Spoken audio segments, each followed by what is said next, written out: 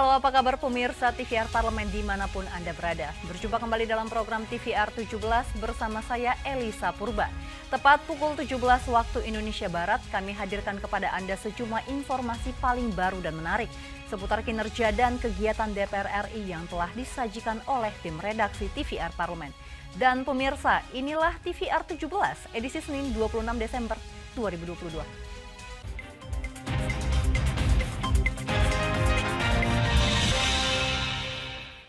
Dalam rangka pembahasan penetapan rencana kerja dan rencana anggaran belanja koperasi tahun 2023, Sekretaris Jenderal DPR RI Indra Iskandar berharap Koperasi Sekjen DPR RI dapat terus meningkatkan kreativitas dan menciptakan peluang bisnis baru.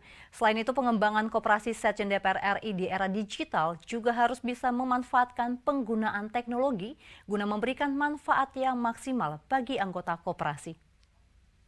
Sekretaris Jenderal DPR RI Indra Iskandar membuka agenda rapat anggota khusus atau RAK Koperasi Pegawai DPR RI dalam rangka pembahasan penetapan rencana kerja dan rencana anggaran belanja koperasi tahun 2023.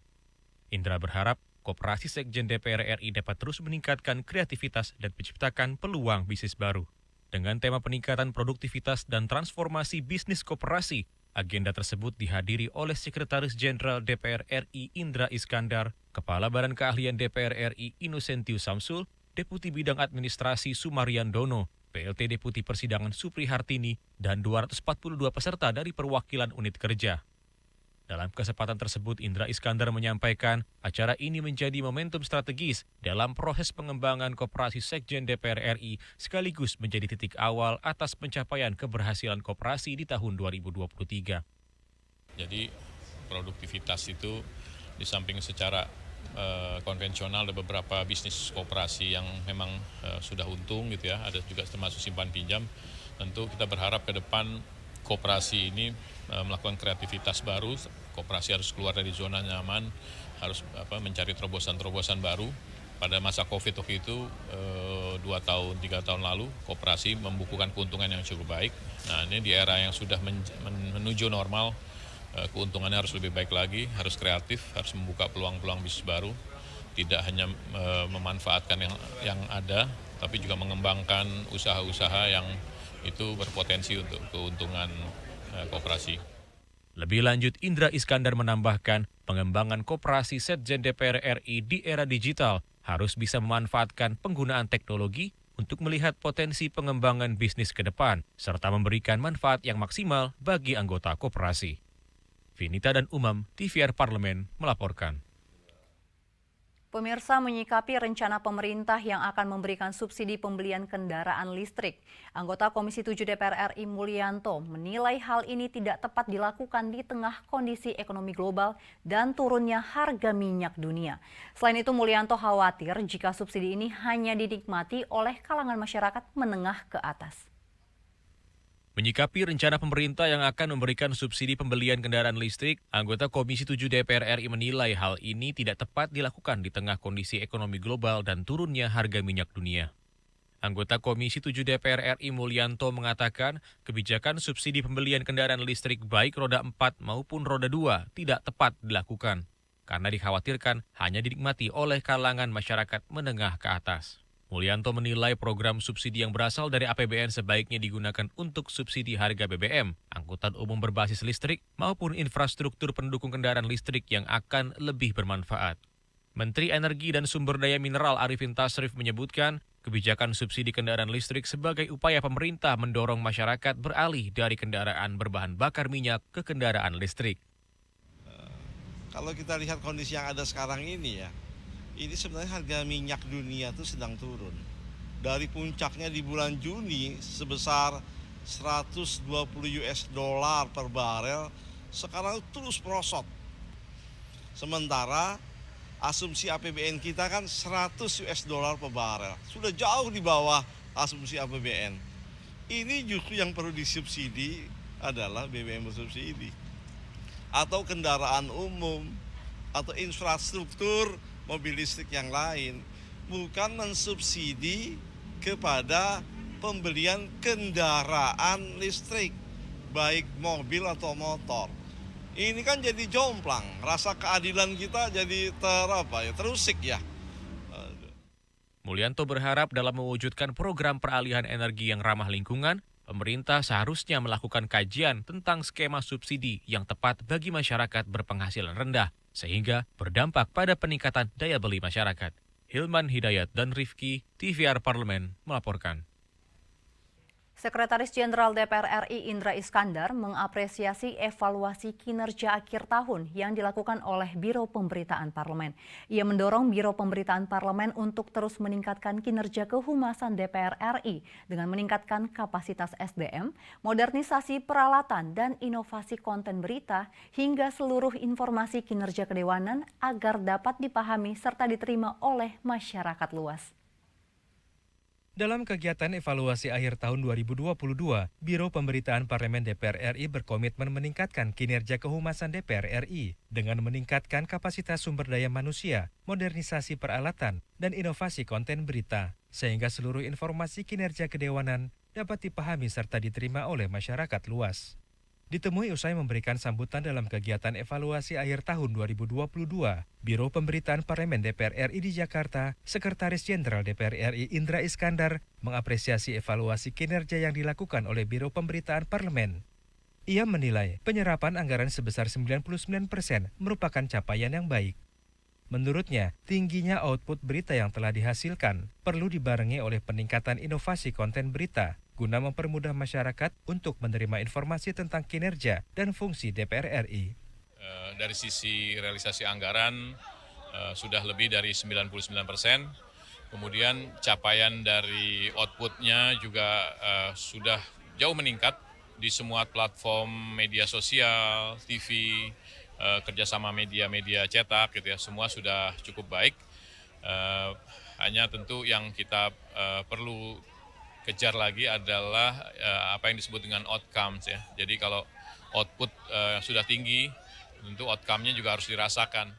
Sementara itu, Kepala Biro Pemberitaan Parlemen Indra Pahlevi menegaskan, tantangan di tahun 2023 cukup berat karena masuk dalam tahun politik. Transformasi digital menjadi satu hal yang sangat penting. Yang kedua, tantangan ke depan adalah, apalagi tahun depan adalah tahun politik, tentu kita harus punya strategi khusus, yaitu strategi komunikasi yang bisa meng-engage publik ya di semua platform pemberitaan DPR, baik media cetak, media sosial, media online. Hilman Hidayat dan Rifki, TVR Parlemen melaporkan. Komisi 2 DPR RI berkomitmen untuk memberantas mafia pertanahan di tanah air. Mengingat persoalan mafia tanah harus segera diselesaikan lewat penegakan hukum. DPR meminta aparat penegak hukum agar tidak melindungi para mafia tanah dan memastikan penegakan hukum tidak akan pandang bulu. Dan informasi selengkapnya pemirsa akan kami hadirkan usai jeda berikut ini. Tetaplah di TVR 17.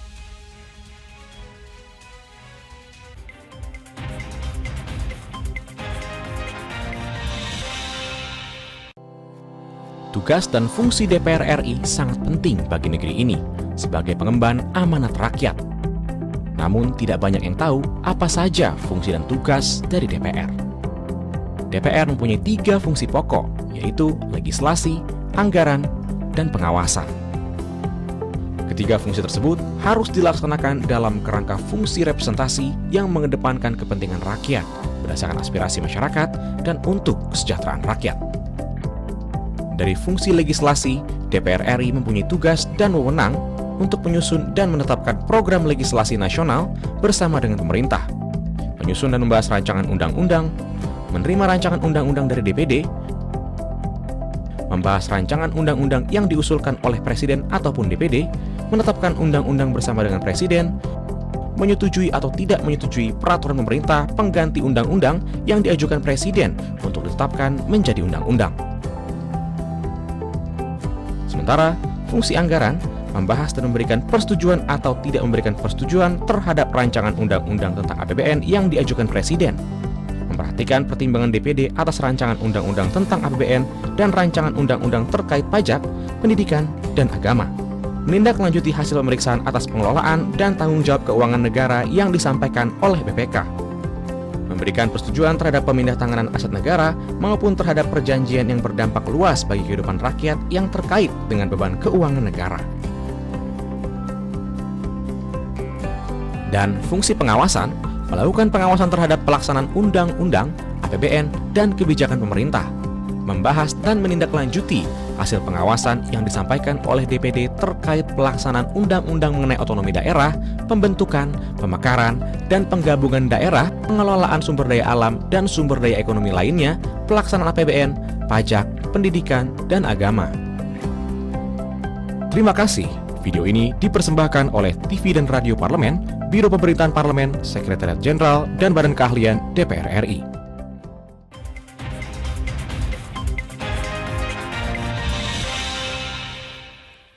Pemirsa, Anda kembali bersama kami di TVR 17. Memiliki lahan bersertifikat bukan berarti bebas konflik atau aman dari penguasaan secara ilegal atau pihak lain. Karena kelompok mafia tanah bisa memiliki sertifikat palsu dengan cara memalsukan dokumen.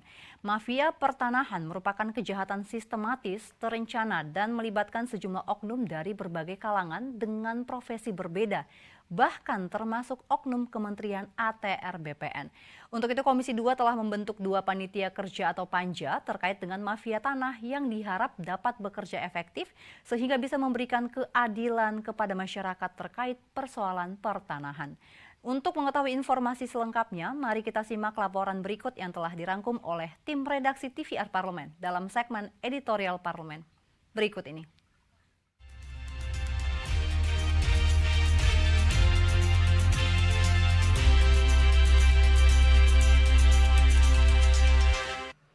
Jangan sampai ada lagi yang main-main urusan sertifikat.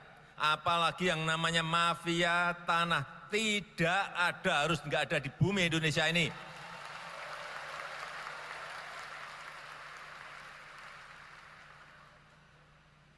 Pak Menteri adalah mantan Panglima. Kalau masih ada mafia yang main-main, silahkan detik itu juga gebuk. Praktik mafia tanah di berbagai daerah di Indonesia telah terjadi sejak lama. Dengan mengakali aturan hukum pertanahan, para mafia tanah selalu berhasil mengambil yang bukan haknya dan menyebabkan konflik yang menyengsarakan masyarakat. Tak hanya teguran keras dari Presiden Joko Widodo untuk menggebuk mafia tanah, DPR RI pun fokus mengawal kasus-kasus pertanahan lewat sejumlah panja pertanahan yang telah dibentuk di komisi terkait dan mendatangi langsung daerah-daerah yang memiliki konflik pertanahan dan masyarakat yang butuh bantuan dalam melawan bengisnya mafia tanah. Usai Polda Lampung menangkap 5 orang tersangka karena terbukti memalsukan sertifikat hak milik pada tanah seluas 10 hektar di Desa Malangsari, Kecamatan Tanjung Sari, Lampung Selatan. Komisi 3 DPR RI sempat berkunjung langsung ke Lampung Selatan dan mendesak pemerintah untuk memberikan perlindungan hukum pada masyarakat yang memiliki tanah dari oknum-oknum mafia tanah. Sejengkal tanah masyarakat, haram hukumnya diambil oleh mafia tanah. Olehnya itu, negara harus hadir di tengah-tengahnya, memberikan kepastian hukum, memberikan perlindungan hukum kepada masyarakat yang sekira-kiranya tanahnya dikuasai atau diperjualbelikan oleh oknum-oknum yang bermain di mafia tanah. Jadi kesemuanya ini adalah variabel-variabel yang harus diperhatikan oleh pemerintah, terutama para penegak hukum untuk memberantas mafia tanah ini. Banyak daerah ada tanahnya, ada sertifikatnya malah. Tetapi dipaksakan oleh orang tertentu, dipaksakan oleh pengusaha tertentu untuk menjual tanahnya. Komisi 3 DPR RI juga mendesak pemerintah untuk mengusut tuntas kasus mafia-mafia tanah yang marak terjadi. Karena seringkali yang menjadi korban justru merupakan masyarakat kecil. Hal serupa ditegaskan anggota Komisi 2 DPR RI Rianta. Menurutnya, masih banyak persoalan dan konflik pertanahan maupun sengketa lahan di beberapa wilayah di luar Pulau Jawa, khususnya di Provinsi Kalimantan Selatan yang belum terselesaikan secara tuntas. Bahkan beberapa persoalan pertanahan menumpuk karena tidak pernah ditangani oleh yang bersangkutan.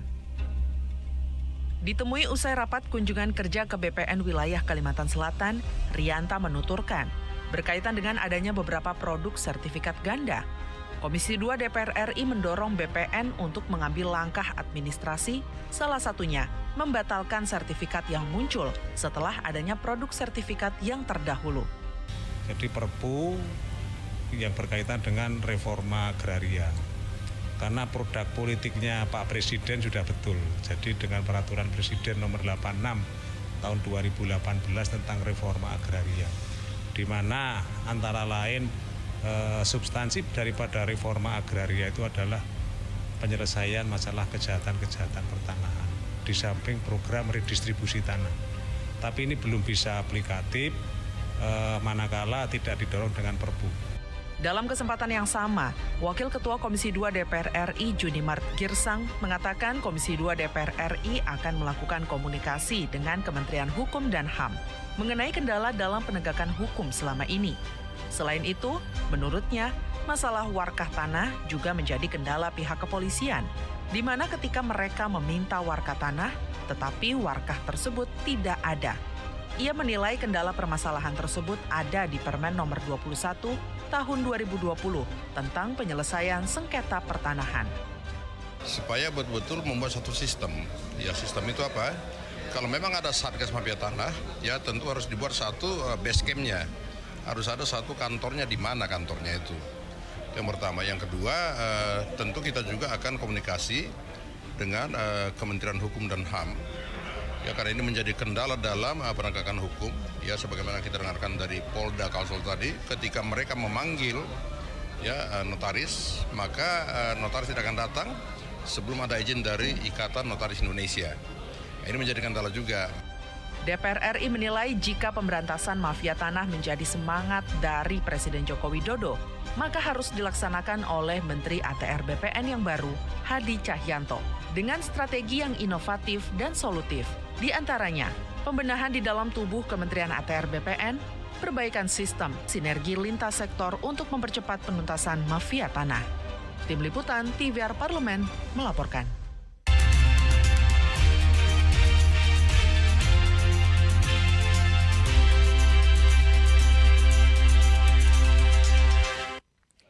Pemerintah telah mengizinkan dan menugaskan Perum Bulog untuk mendatangkan 500.000 ton beras impor untuk memasok cadangan beras pemerintah, terlebih menjelang libur Natal dan Tahun Baru. DPR pun meminta kolaborasi Kemendak, Kementan dan juga Bulog untuk memastikan stabilitas harga beras di pasaran dan tidak mengganggu produksi beras petani. Dan informasi selengkapnya akan kami hadirkan sesaat lagi. Untuk itu tetaplah di TVR 17.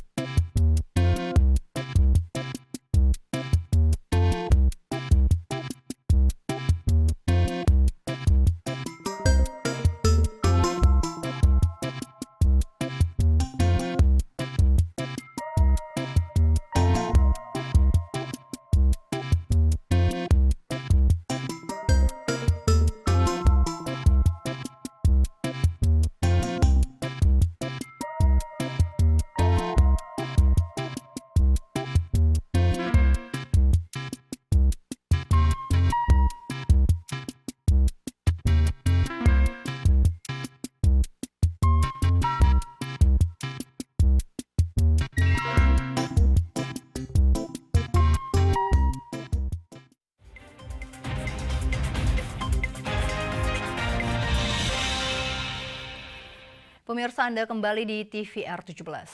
Pemirsa, beras kini tengah menjadi perbincangan hangat di tengah rencana pemerintah melalui Perum Bulog sepakat untuk mengimpor beras sebesar 500.000 ton.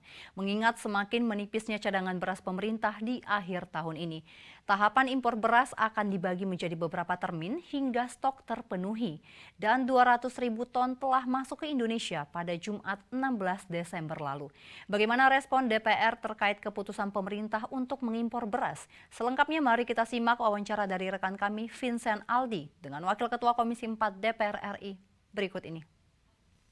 Baik pemirsa TV Parlemen dimanapun Anda berada, seperti yang kita ketahui bersama bahwa pemerintah telah mencanangkan impor beras sebanyak 500.000 ton pada awal 2023 nanti. Bagaimana sebenarnya kondisi stok beras di Indonesia pada saat ini?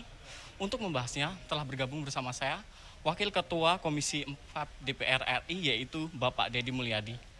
Bapak, ya gimana? Bagaimana sebenarnya kondisi stok beras di Indonesia selama ini, Pak? Yang pertama bahwa kalau beras di pasar itu masih relatif distribusinya lancar. Suplainya saya lihat masih relatif lancar. Saya kan sudah keliling ke berbagai pasar.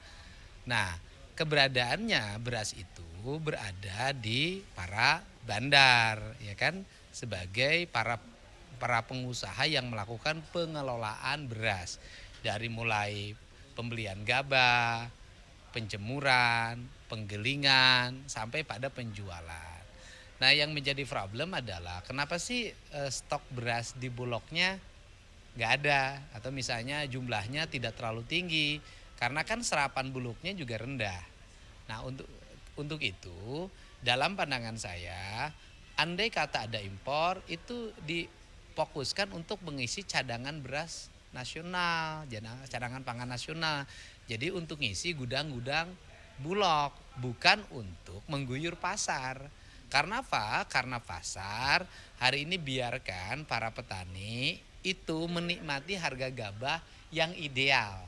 Yaitu harga gabah yang ideal itu kisaran 55 sampai 6.000 per kilogram kering, ya giling kan. Ini yang harus menjadi bahan perhatian kita semua. Dan kalau lihat dari data BPS kan produksi padinya juga relatif masih baik gitu loh. Dan kemudian andai kata gudang Bulog pun diisi, isilah gudang itu untuk mengisi program-program pemerintah seperti bantuan pangan non tunai, kemudian penanganan bencana yang selama ini program Kemensos itu menggunakan beras yang berasal dari warga, dari masyarakat, dari pedagang, bukan beras yang berasal dari Bulog. Mengenai yang perbedaan datanya, Pak, dari Kementan sama Bulog sendiri? Saya standarisasinya data BPS saja lah. Kalau data BPS saja, karena BPS kan lebih independen dalam membuat data. Nah, misalnya kita tidak menggunakan klaim yang ada di Bulog, tidak menggunakan klaim yang ada di Kementan. Kita tidak berdebat pada itu. Ya sudahlah, gunakanlah data yang ada di BPS. Yang berikutnya, kelembagaan tersebut harus memiliki data yang sama. Tidak boleh menyajikan data yang berbeda, kan pemerintahnya sama, satu pemerintahan. Untuk yang seiring dengan persiapan Nataru ini sendiri, Pak, bagaimana stok beras? Iya, kan saya sudah sampaikan stok beras relatif cukup, cuman adanya di pedagang, adanya di gudang-gudang beras milik petani, milik pedagang, milik saudagar. Karena yang selama ini menyerap gabahnya adalah mereka. Kan serapan Bulognya masih relatif rendah. Nah, ini yang kalau serapan dilakukan sekarang memang kurang tepat gitu loh. Karena serapan itu harusnya dilakukan sekitar bulan April, bulan Mei. Ya. Sejauh ini selama 3 tahun terakhir kan Kementan berhasil jaga stok. Apakah nantinya ini ada kendala gitu, Pak, yang mendasari buat stop dari swasembada beras? Ya, saya pikir kita tinggal mengoptimalkan irigasinya ditingkatkan, penyediaan pupuknya memadai, penyediaan obat-obatan memadai, perbenihannya semakin ditingkatkan, serta didorong para petaninya untuk terus menanam. Karena selama ini dunia pertanian kehilangan tenaga kerjanya sebenarnya. Ini yang termasuk juga menjaga areal sawah. Jangan terus-terusan mengalami perubahan peruntukan. Ini yang harus dilakukan negara. Manusia bertambah, jumlah produksi pangan terancam oleh semakin penyempitan lahan. Dan kemudian berbagai sarana dan prasarana yang harus terus mendapat perhatian dari pemerintah. Ini fokus ya, karena kalau ngimpor tuh gampang. Kan harus kita fokus gitu ada bagaimana kita punya produksi. Jadi saya tegaskan sekali lagi, impor pemerintah harus diperuntukkan untuk ngisi gudang bulog yang kosong. Dan gudang bulognya diperuntukkan sebagai cadangan pangan nasional untuk mengantisipasi berbagai kemungkinan yang terjadi apabila stok di pasar itu kosong. Tetapi selama masih ada stok di para pedagang, stok itu dulu yang harus terus diserap ke pasar. Karena apa? Karena kalau misalnya nanti pasar diguyur sama beras impor, stok yang ada di pedagang tersumbat, mereka sudah mengalami rugi karena melakukan pembiayaan sudah sejak lama. Dari mulai pembelian, kemudian pengelolaan, sampai distribusi penjualan. Yang akan berdampak adalah nanti petani. Nanti di bulan Maret, April, panen raya lagi, mereka akan kesulitan dalam menjual gabahnya. Karena seringkali kalau jumlah berasnya sudah sangat banyak, kemudian para tengkulak atau para bandar membeli gabahnya itu seringkali tidak tunai. Karena nunggu berasnya jadi duit dulu. Oke. Gitu lah. Ya. Terima kasih Bapak atas waktu dan kesediaannya. Baik pemirsa TVR Parlemen, demikianlah wawancara saya dengan Wakil Ketua Komisi 4 DPR RI yaitu Bapak Deddy Mulyadi, yang mana DPR menjelaskan bahwa stok beras di Indonesia masih relatif aman dan impor akan dibuka untuk mengisi gudang bulog yang kosong. Saya melaporkan dari Gedung Nusantara 2 DPR RI. Terima kasih atas perhatiannya dan kembalikan ke rekan saya di studio. Baik, terima kasih rekan Vincent. Dan selanjutnya pemirsa, apa saja yang menjadi topik perbincangan di media online pada hari ini? Tetaplah bersama kami di TVR 17.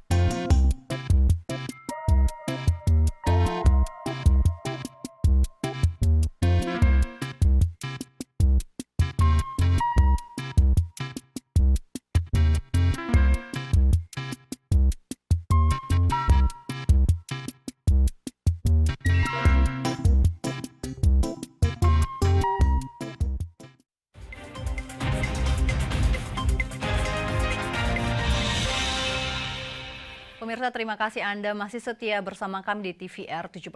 Dan kali ini kita akan masuk ke segmen media nasional. Mari kita simak isu apa saja yang menjadi sorotan media, serta tanggapan dari sejumlah anggota Dewan. Bersama rekan kami, Fitian Aunilah.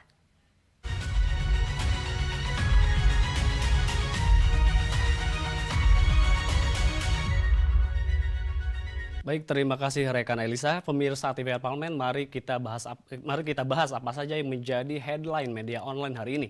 Nah, berita pertama yang menjadi headline di media online adalah berita dari Ketua DPR RI yang memberikan pesan Natal sebagai momen menjaga persatuan dan persaudaraan. Nah, di sini bisa kita lihat ada beberapa portal media. Ketua DPR RI Puan Maharani mengucapkan selamat merayakan Natal 2022 untuk umat Nasrani. Dia berharap Hari Raya Natal 2022 dapat membawa kedamaian khususnya bagi yang merayakan. Puan meminta masyarakat untuk terus memupuk toleransi antar umat beragama. Apalagi berkat gotong royong seluruh rakyat saat ini Indonesia bersiap memasuki endemi COVID-19.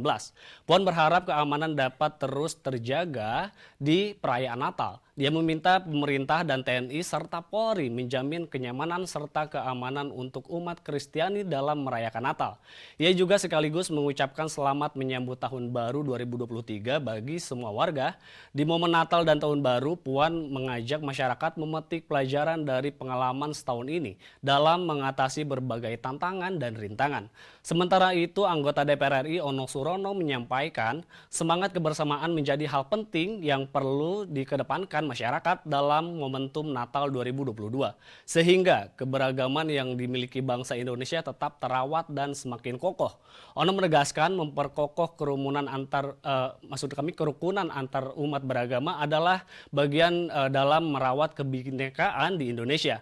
Selain itu, Ono menyebut Natal tahun ini menjadi momen untuk memperkuat solidaritas kebangsaan serta saling bergandengan tangan dalam mewujudkan tata kehidupan bersama yang lebih bermartabat.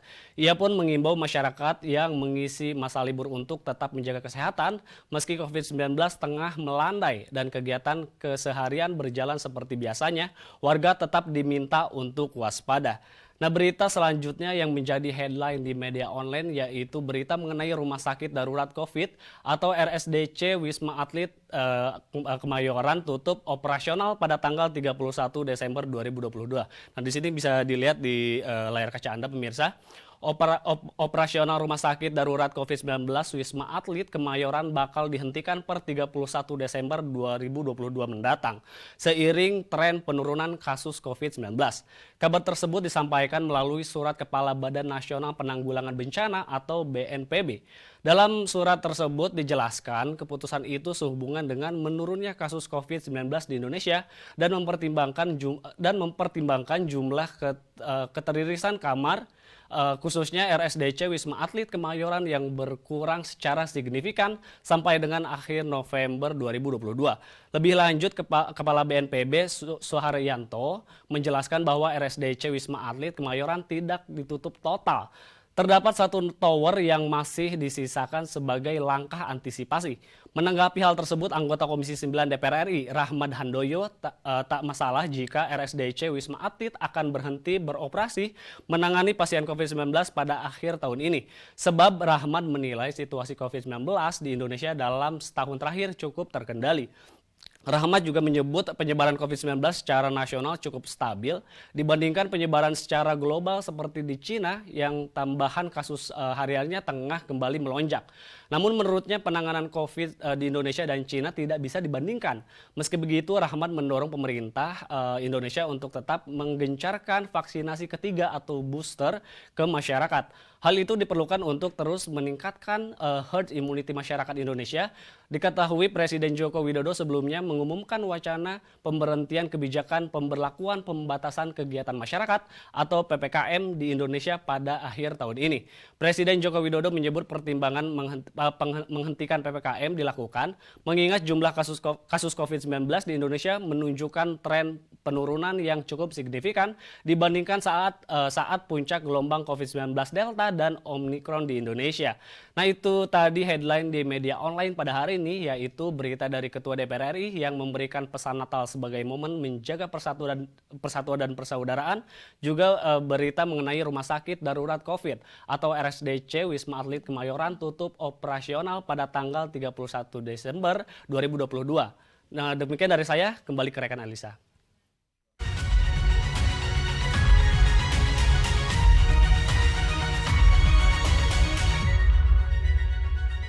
Terima kasih rekan Fitian yang telah menyampaikan sejumlah sorotan dari media online nasional pada hari ini. Dan pemirsa TVR Parlemen, segmen media online tadi sekaligus mengakhiri program TVR 17 edisi sore hari ini. Jangan lupa kembali kami ingatkan virus COVID-19 masih ada. Untuk itu terus taati protokol kesehatan dimanapun Anda berada. Saya Elisa Purba, beserta seluruh kru TVR Parlemen yang bertugas mengucapkan terima kasih dan mohon undur diri dari hadapan Anda. TVR Parlemen, referensi Indonesia.